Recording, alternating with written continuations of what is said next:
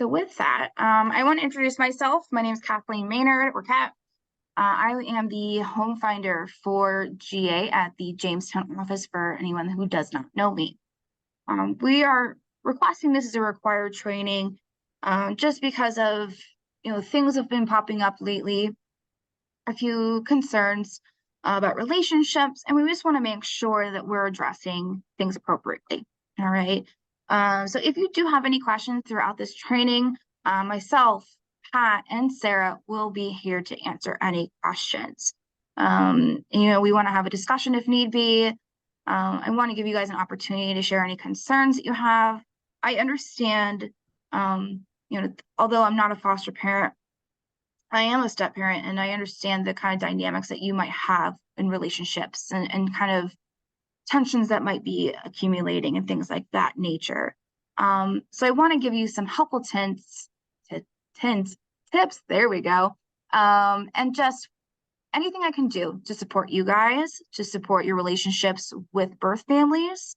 Anything we can do in that concept. So with that, we will get started. So as we all should know, because you've all taken the training, is what is reunification. So this is when a child returns to live with family they were removed from full time. And of course, as we know, reunification is the main goal for foster care, right? So in this section, we're going to go talk about a few myths. And like I said, if you have any questions or comments, please throw them in the chat. We would like to have that dialogue. So the first myth is birth parents are bad. And the truth is that they are moms and dads in need of help. Supporting reunification provides them the opportunity to get that help. Oftentimes we know a little bit of the backstory of where these children are coming from. Sometimes our kiddos are coming with maybe physical scars or emotional scars, and that's really hard. And so we sometimes have that perception that this person is not making the best decisions, and that can build up emotions and resentment towards those birth families. And so it's not that we're saying these birth parents are bad, it's just they've made poor choices in regards to parenting. And we'll get into that a little bit more. The second myth is that children don't want to go home. The truth is the bond between a child and their parent is like no other. So reunification respects and empowers that bond. Now, again, this is also case by case. There's some concerns with trauma and history and safety. We always want to take that in consideration. But for the majority of these kids don't want to be removed from their parents. They don't understand why they're being separated. And so even if the bond is something that maybe is not a secure or healthy relationship, they're still going to have a bond. And so it is part of our role as an agency and your role as foster parents to help repair that relationship to make it healthier. And that's why we talk about with, working with birth families is giving them the tools and tips and kind of doing the shared parenting, working together. Is because they don't have necessarily had that experience prior. And so we want to rebuild and relearn or reteach them new techniques and parenting styles. The third myth is that birth parents are unsafe. The truth is the majority of children enter out of home care because of neglect, not abuse. So through reunification, parents learn how to create healthy environments for their children. Oftentimes we're getting parents who are given a court-ordered menu, right? So they need to attend anger management classes, parenting classes, they need to attend rehab. And so it's not necessarily that, again, case-by-case basis, that the parents are unsafe. It's just they're not making the best or safe choices for their children. Again, case-by-case. So a lot of these times our kids are coming from neglect. So whether that's, medical neglect, the parents are working and so they're leaving the child unattended, or they've got their own issues and they're leaving the child unattended. We want to make sure that we're understanding that. A lot of the times these birth parents are thinking they're doing what's right for their child, even though they might not be. Just because, again, we have to take in consideration generational trauma, their own history. Oftentimes, these parents are coming to us and they've also experienced foster care or have been in residential treatment facilities or have experienced their own neglect from their parents. So we have to be mindful of that piece. Any questions so far on the myths? Okay. So the next piece I want to go over is how reunification helps families thrive. The first piece is improved outcomes. The safety, security, and stability of returning to home life paves the way for futures in which children and parents thrive. So we're giving parents an opportunity where, as we care for their child and make sure that child is safe, we're giving them the chance to rebuild, relearn, and find the right tools and skills to provide a healthier environment for their child, to become a better parent. And so if we're improving those security, the safety, and stability at their homes, we're also improving the outcomes for that child and that parent to be more successful in their future. And this is really important. And so, and part of that is building that relationship with our foster parent or with our birth families to do so. The next piece is the positive impact on the parents. So reunification means parents have had the opportunity to get the help they need in order to care for the child and lead productive lives. As I mentioned, our parents are often given court-ordered menus. So again, they're going to anger management, therapy, parenting classes. Sometimes they're also, participating in the child's care. So they're going to appointments. They are, staying updated on the child's schooling and education and medical needs. So you want to continue to have that interactions and have the parents be part, playing their role as parents in these child's lives. So with that, in visits are so important because sometimes those are visits that are supervised, whether it's with a caseworker or a foster parent. And during these visits, we want to make sure we're taking the opportunity to help them. We want to give them some role modeling behavior, some tips here and there. We're also using those visits as an opportunity to build a connection, create conversation with them. So we want to have that positive impact on parents. And I'm going to be showing you a video at the end of this, just a quick 2-minute video. But it's about creating that dialogue and letting them know that you're here to also support them. Again, I understand it's very hard when you're having a child coming into your home. And as we talked about, with that pull is kind of having that resentment, having those emotions towards those birth families because we know parts of what the child has gone through. And so we have to be mindful and as hard as it can be, putting aside our feelings and making sure we're focusing on that child's success. Because foster care is not, about you, it's about the child. So we have to put that away. And so part of helping that child is helping the parents as well. The next piece is the better development. So children who can return to permanent, stable routines in loving homes are more likely to succeed in school and social settings because they are not occupied with thoughts of when they'll move again. One thing a child is coming in with, and we talk about this in MAP classes, is they're coming in with, the tangible things and intangible. They're coming in with fears. Oftentimes these kiddos are leaving their homes pretty abruptly. I remember working in residential, and I had a child who was removed straight from school, did not know what was happening, and he was placed in residential. Sometimes we see that with our foster kids. There's police involvement. There is a safety concern, so they're removed very quickly. And so they don't really know what's going on. And so when they're then in school and placed in, educational pieces, and we're expecting maybe this child to process what the math teacher is teaching them, their thoughts could be thinking of, what's mom doing right now? Is she safe? Is my brother safe? in case kids are separated. And so that makes it very hard for them to focus on being a kid, focus on what's in front of them educational wise. And so they get caught up in those thoughts, caught up in their emotions, and it makes it very hard for them to, again, grow and be successful as a child. And so if we're able to reunify these families, that's no longer a component. The child knows, okay, I'm home now. Mom has got a job. I can go to school. I know what's going on now. And we're able to create a stable routine. And so we're seeing more success in school and social environments.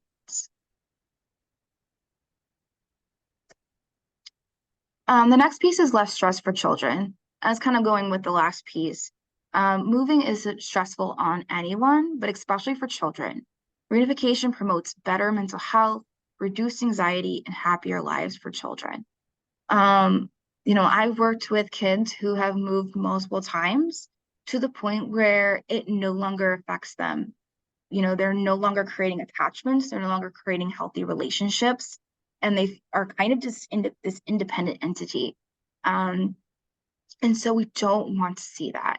We want to see children having less stress and being able to be a child, to have high self-esteem, to be successful as they're growing. And so with reunification, we're creating less stress. Again, all these things are case by case, right? But if a parent is doing exactly what they need to be doing, they're, stable, they are, clean, they are productive in our society. And so a child has a lot less to worry about. Kids aren't worried about when the next meal is coming to their house. They're not worried, is mom going to get up today? Do we have enough clothes? Are my clothes okay today? Those are things that are going to be less concerning. This piece, number 5 is ties to extended family. Children in foster care don't just lose touch with parents, but with extended family members too. Through reunification, they maintain those connections, traditions, and culture identities. As we've talked about in MAP, throughout MAP, is keeping those connections, building those bridges. And so keeping those extended ties. Children in foster care, what we're seeing now, and I think Pat and Sarah can say this as well, is that because we're getting such, more sibling sets and things like that, kids are being separated, right? They're going from one home to this home, maybe 2 siblings here, 2 siblings there. And, in the Jamestown office, I get families who are coming from the Buffalo area. So we're not necessarily seeing their extended family to the amount that they were when they were living in the home. And so when they're reunified, they're able to rebuild those relationships. And again, we want to keep these connections while they're in foster care, but when they're back home, it's even more important. And so they're able to stay with the family and have those traditions and cultural identities and know that they are part of this bigger entity. And so I know for myself, yes, I have my husband and my children, but I also have extended family and they mean so much to me. And it's the same thing for our kiddos. We have those other relationships that make it important for us to have successful attachments. And that is the same for our kids. Any questions on those pieces? Any comments? Okay. And if I'm going too fast, I do apologize. My energy drink is kicking in right now. Okay. So I want to go over what is at stake. So whether your foster care experience with a child lasts a few days or a few months, there is nothing that can change the bond you have with them. Supporting reunification ensures that you don't lose the opportunity to create other powerful bonds. And there's a lot at stake when a home is lost. We understand that when a child is returned to a parent or is, aged out, they go on to independent living, that is a change in our relationship, right? And it's really hard. And I will never say I understand what it feels like. I am not in that position. But I understand as a human that when you're losing somebody that you have a relationship with, it can be difficult. With our kiddos, the hardest part is the unknown. And that's what I hear often is I don't know if they're safe. I don't know if they're taking care of that. Um, but we want to hope that these birth parents have done everything they've had to learn. They've built the skills. We have done what we can to provide stability for them, support for them, and that when a child returns to them, that they're back on their feet. They're stable. So again, we know that there's a relationship there that you're creating with a child. You're not coming into foster care just to come into foster care. It is all about your heart and soul you put into this every day. For these kids, you're putting your heart on the line. And that I understand and I admire. And so we know this isn't easy. And so we just ask that, if you think about, again, putting yourself in those parents' shoes and you're able to reunify with your child because you work so hard towards it, that is a huge moment. And we are here to support you when reunification does occur. Again, we want you to process. I know I've put my families on hold. I want them to, take some time for themselves, check on them, see how they're doing after a child's been reunified or leaves the home. Because it is hard. It hurts your heart. Because every child that comes in, you give them a little piece of it, right? So I do understand that piece. Working in residential, I've created relationships. And when a child leaves, you've created that dynamic, that relationship. You've built a connection. And so it's not easy. And I want to let you guys know that I understand that piece. But we are asking still that we are supporting this relationship between the child and their parent. So other pieces at stake are those siblings relationships. So most foster families are unable to take care of more than one child, which means siblings are often split up. As I mentioned before, myself and the family resource coordinators are often getting referrals for children who are in homes of sibling sets more than, I would say, 2 or 3. And so not everyone can take in 2 siblings. Not everyone can take in 3 siblings.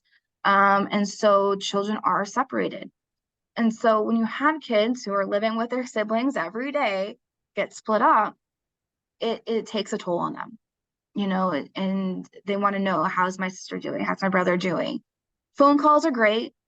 Sibling visits are great, but it doesn't beat having them, with you 24/7. And so, we know that it impacts a child and their development and their success when they're not with their siblings. The next piece is culture. Children may not get to experience traditions such as tribal gatherings and learning about their ancestors. We just really want to be mindful of when a child's coming in our home and they are coming from maybe a different culture, that we are respecting it, that we're keeping that connection, but it doesn't really beat that child who's living in a culture and they lose it because they get moved. When a child's living in more of an urban area and all of a sudden, or maybe living in the city area, and now they go into a more urban, is that the right word? Rural, that's the word I'm looking for. There we go. Rural area, it's a huge shift. And so when a child's able to go back and be reunified, they're back into their culture, they're back in their comfort zone and things that they're familiar with. And that's important to a child to be successful as well. We talk about identity when we're talking about MAP. We're talking about, the child's self-esteem. Children may experience other changes, such as changing of their name when adopted, which could leave a void. Now, I understand that's not part of the reunification, but that was just an example they had. But identity, when a child has a certain way of dressing or music they listen to, and maybe it's not always appropriate for that home, they're losing a piece of their identity of who they are, especially with older kids. And they're getting to the place in their lives where they're hitting the milestones and they're trying to figure out you know, who am I going to be? You know, they're trying different clothes, different styles of hair.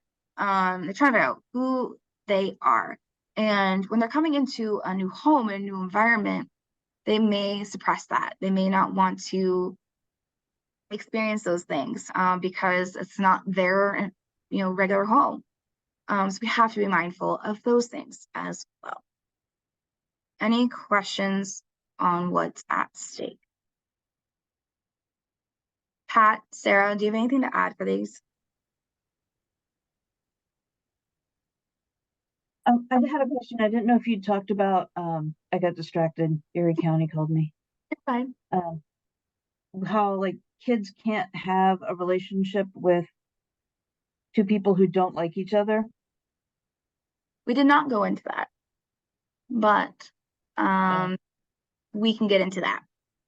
We will get into that, I promise. I always find that because that's like anybody who's co-parented, who has divorced parents. Mm. It's not just foster care, birth parents, it's like any of that. If you and the father of your child or the mother of your child have a high conflict relationship, um, your kid knows, and they literally cannot. So they start ping ponging because it's just kids don't, as adults, we can be friends with two people who hate each other because Mm. sometimes that's really fun when you're an adult. Um, but when you're a kid, it's a lot more problematic. Yes, we'll talk about the parental alliance in a bit, but I'm glad you brought it up. Okay. So understanding and surviving and supporting the reunification. So one, understanding that the number one goal again for the agency is reunification. Purpose of the support team is to help restore the family in ways that deem safe for the child's return. We always want to return a child in a more stable environment, a healthier environment. Hopefully the parents are doing exactly what they need to do to have that child return to them, and they continue to meet those needs and requirements. Um, Respecting the goal of reunification. You don't have to agree with all that is going on in the case, but you need to respect the process and still act in a professional manner. You know, coming into foster care, we're very upfront about it. Reunification is our number one goal. Um, you may not always agree, but that's something that you also wanted to be discussing with your caseworker. If you're seeing certain things and they're seeing certain things, you may not agree, but it's important to explain your reasoning, and we want to support you as well. Third, there we go, is realize that this is going to be hard. You are involved in the community that works with abused and neglected children. This is hard work. People are often unpredictable and the system is not perfect. We all know that. I should underline the system is not perfect. Um, and, you know, as a person, and, you know, Pat and Sarah can probably attest to this as well, as, you know, we see things as well where the child's been maltreated. Um, we know their history. And so that part is hard. That part, again, is where we have to put aside our emotions and feelings and, okay, this is what's best for the child. We're going to see how this works out. If we feel like there's a safety concern, that we need to address that. Okay. You know, hearts are on the line here. You are caring for this child, you're giving it your all, you're filling up their cup every time, even if they're having behaviors, they're struggling, you continue to fill up their cup. And so we want you to understand that we understand that it's hard. And we recognize you for your work in this. 4 is working on building a relationship with birth parents if possible. Simple things like giving them updates about the children, sending artwork, pictures, and also choosing kindness. You'll see in the video, but a lot of these parents are coming from difficult situations to begin with. And as I mentioned, we're seeing a lot of generational trauma. You know, I've seen parents who I've worked with in residential. We've had parents who have been in the foster care system themselves. And so they've never learned those skills. They've never learned the tools. And so how they're parenting is all they know, is, they're thinking that's the best they can do, because they're limited on their tools. And they may not have a good support system. They may not have parents that are there, or a network of resources, or know that there is a network of resources they could be utilizing. So it is our job to help them, you know, texting, sending them a picture here and there, communicating, this is an appointment at this time.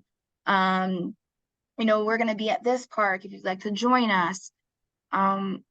Just doing those little things can add up to a bigger thing. Okay.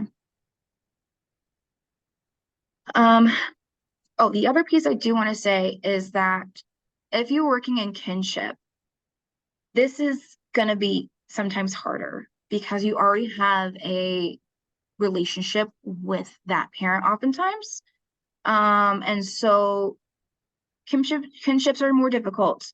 But we understand that. And, as part of our job by the way, I almost said FERCs, so family resource coordinators, is to kind of be your safe spot. Your caseworkers are your safe spot. If you need to vent, have us be the person you're venting to. This is never easy. Fostering is never easy. But you're putting in a lot of work for a child's success. And that is important because they are our future, right? I don't want to sound corny, but they are. Next piece is making yourself available for meetings and visits as much as you can. Your presence says a lot about your investment in what is going on with the case. Your input also provides essential information to the team. As we mentioned, in math classes, we want to know when there's any changes in behaviors. We want to know if there's any concerns in the relationship between you and the birth families, because we want to be able to address them and work through them and process. Because again, that essential information is going to pertain to what are our next steps as an agency. The next piece is mentor the birth parents if possible. This can be tricky and will take rapport building, but foster families who try to be a mentor are ones that tend to be better and able to navigate the reunification process. So if you're building that connection, it does take time because, we mentioned trust with children, but it's also trust with these parents, because if you look at the parental alliance, just kind of what Pat was saying, is that you're coming in almost as a threat. And so we need to bring that wall down. It does take time, and we're going to have trust as our foundation. And so to letting them know, I'm just here to support your child, support you, and we want to make sure you're doing what you need to do to get your child back. I'm just helping out kind of situation. And so mentoring them, teaching them new techniques, building that communication and saying, hey, this child's having this behavior. Have you experienced that before? This is creating dialogue with them. Even though you may have an answer to that, reaching out anyways, and communicating with them is going to give them a little bit of a boost to let them know they're still in that parent role. They may not have their child, but they're still the parent, right?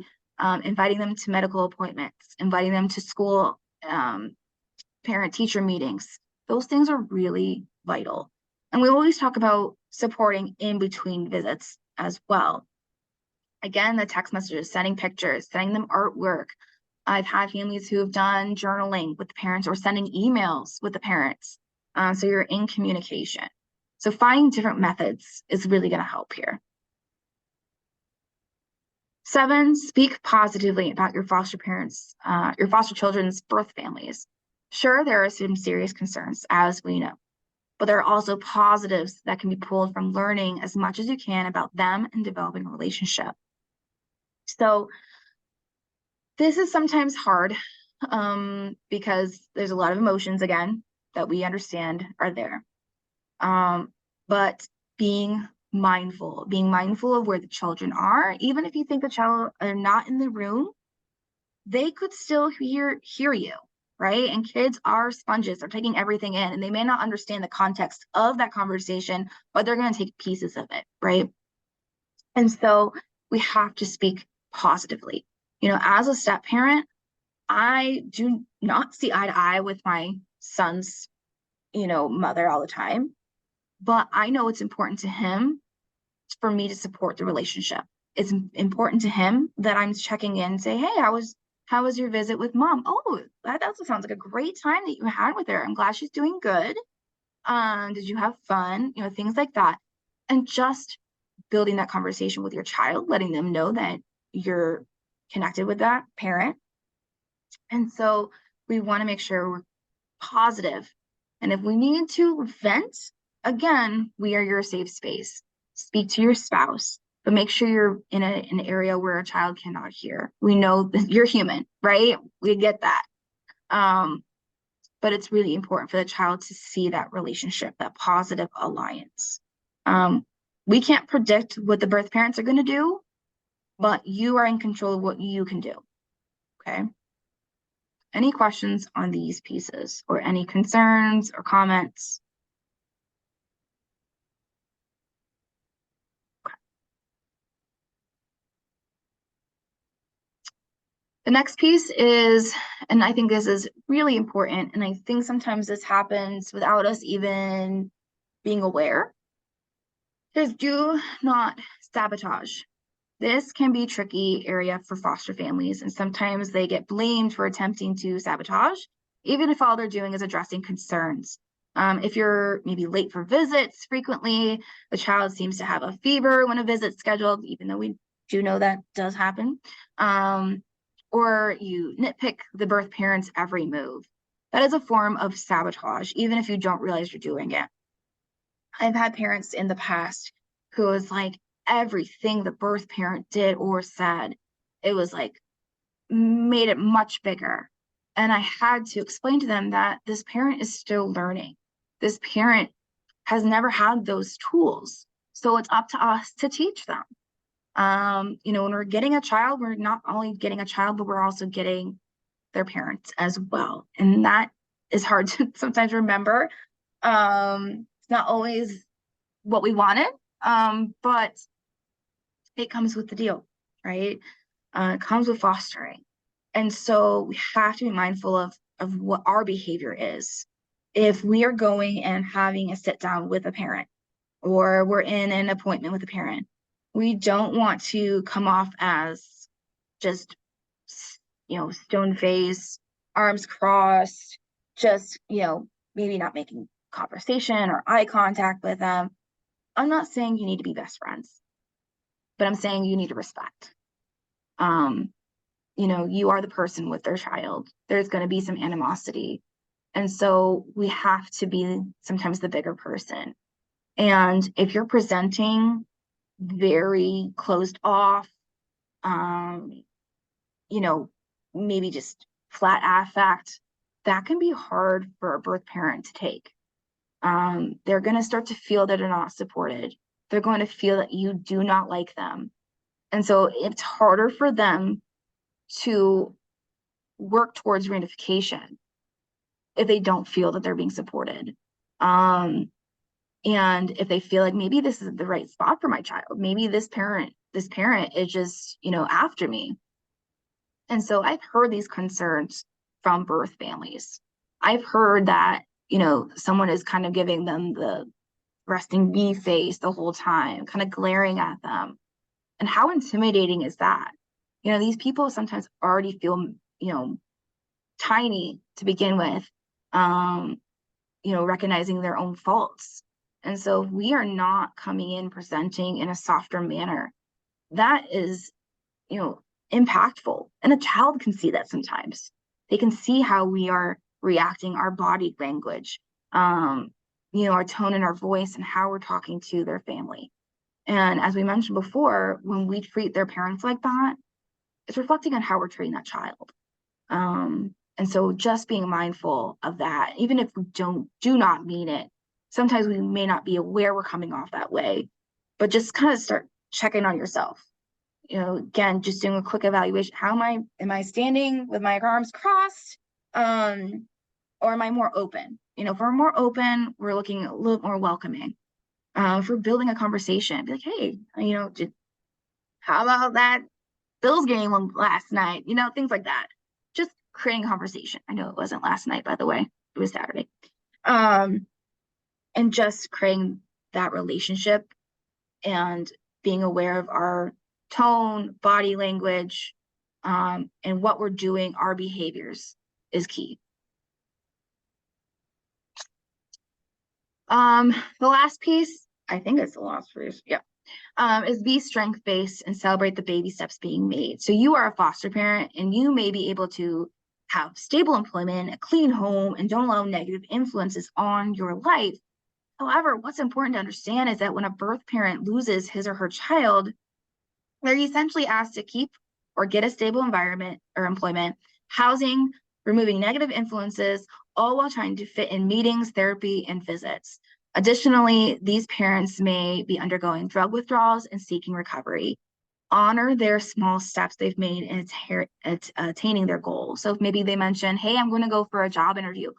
Good job. Where do you think you're going to interview at? Or do you feel prepared? Creating that kind of that conversation with that piece. Um, or they're completing something, anger management, or maybe they express that to you, just giving them that encouragement. Or if you see them, talk to their child a certain way that's positive and healthy and therapeutic, just point it out to them. And I think being very specific in what you're pointing out to them is important as well, because then they're really realizing, oh, that was a good thing. This behavior, this statement I made to them, that was positive. Again, I know it's hard to sometimes have these conversations, but again, just celebrating those small steps for them, because they do have a lot going on. And I know it's hard to say, your focus is on the child, but for that child to be successful, we also want to assist their families. So preparing. So we want to mentally prepare, understand the benefits of reunification, just kind of the things that we just went over. The next step is communicate early and often. Establish connections with birth parents as possible, or soon as possible. Positive relationships make the process easier and allow birth parents to share things with you that make you a better foster parent. Getting tips from how did you handle this? Have they ever done that before? I'd like to share this with you. Find support. Support groups or other foster parents, the agency, or the therapist are there to make the process as easy as possible for everyone involved. We like to have a move that's planned, so we can make sure everything's in the right spots. And we're not asking you to all of a sudden heal right away and all of a sudden take a new placement. We get it. If a child's been reunified or needs to move, we want to make sure you're healing yourself as well. That's part of that, self-care and avoiding the burnout, because these relationships are hard. They're testing our limits. They're testing our emotions. And so we want to make sure that you're getting the right supports, and maybe reaching out to another foster family has gone through a similar experience is really important. I would love to do support groups, but unfortunately I'm not able at this time to get that ball rolling. But if other foster parents are interested, that would be a great thing to start. Also, if you need to go get your own counseling, do not feel shame in that. Help yourself process through these things, in that kind of capacity. So just taking care of yourself, taking care of your family when reunification is about to start or is going to occur. The next piece is just a little thing I have in here, and then I'm going to show you a quick video. Reunification isn't easy. When you've opened up your home and your heart to a child, it is an emotional experience to let them go, but it's critically beneficial for the children and birth parents. So with that, I'm going to stop sharing for a second, and I want to show you a quick little video.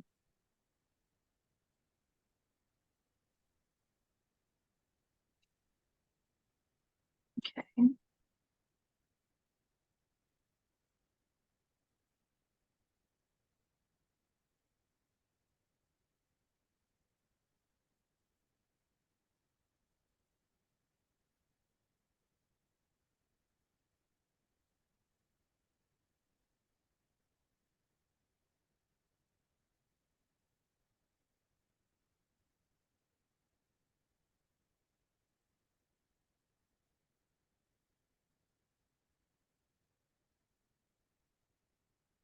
Oh, there's no sound? Okay.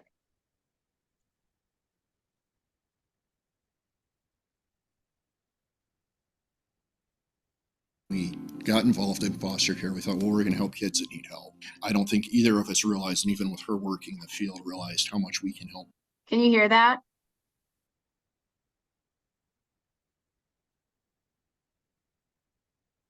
Okay, sorry. Sorry, I didn't have the video up. There we go. The parents by modeling behavior that they were never taught.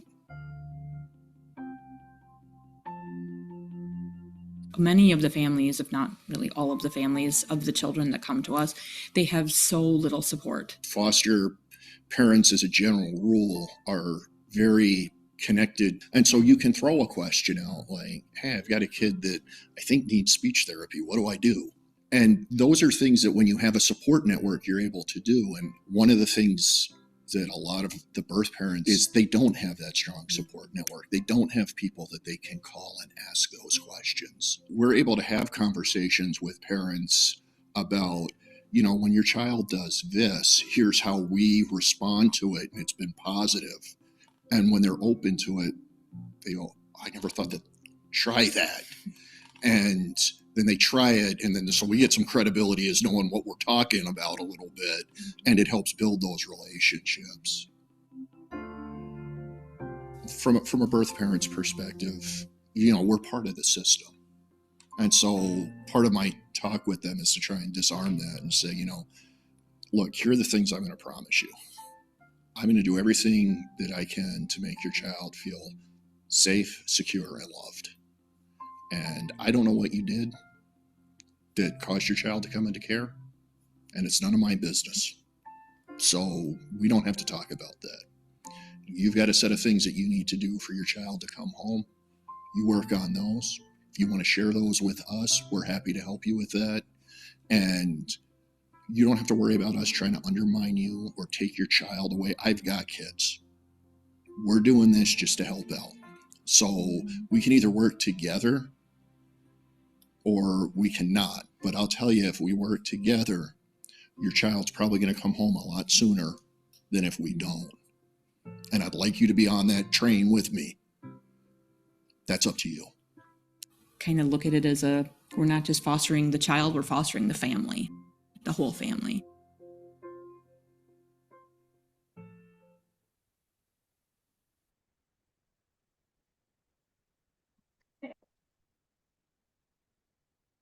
Back to my other screen. Hold on.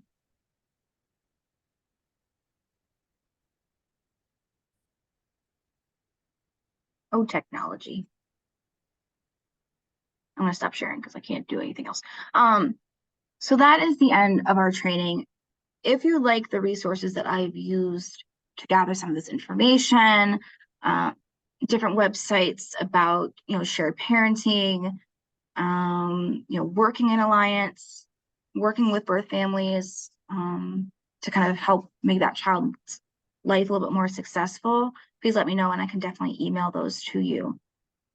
Does anyone have any questions, comments, concerns on any of this? I guess I know when we're working with birth families, it's not an easy process. You know, sometimes they do have a wall up, and we are very aware of that. But we don't want to add to that wall. We want to, you know, present in a more positive manner, willing to work with them.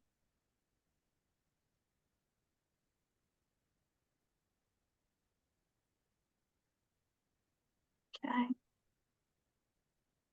Pat or Sarah, do you have anything you want to throw out there before we probably end this? The only thing I would say is that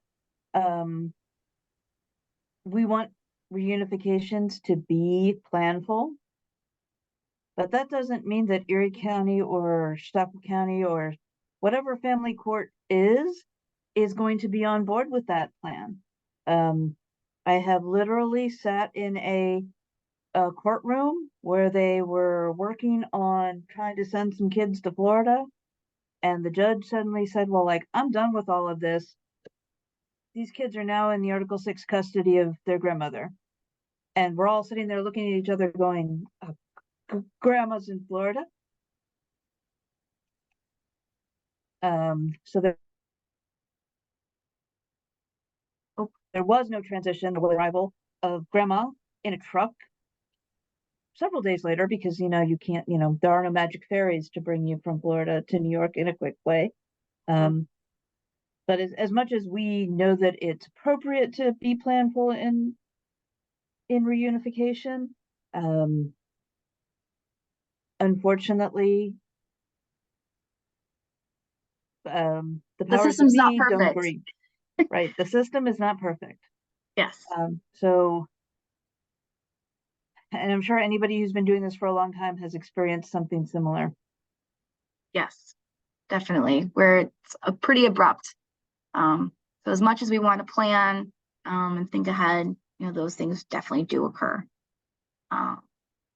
Thank you for sharing that. Anything else that we want to mention or is important? I know it's cliche to say that you guys are doing like probably the hardest job, but you guys are doing one of the hardest jobs. You're taking in someone else's child. There's a lot of trauma. There's a lot of emotions, a lot of behaviors, a lot of appointments. And we know the day-to-day is not easy. So when we're talking about reunification, you're thinking, well, their parent, the parent's not doing what they need to do. And I understand that. We understand that. But again, we have to control what we're doing on our end. And, we need to put forth our effort into helping that relationship. We can't predict what they're going to do, but we can also, work hard on our end. So with that, I want to thank you guys for participating in this training. I know it's not easy to, in the middle of the day, but I appreciate it. And I appreciate you guys all of you. There we go. I could talk. So with that, I'm going to do the awkward, just Zoom sign off and just end it abruptly. So thank you guys. Have a good day.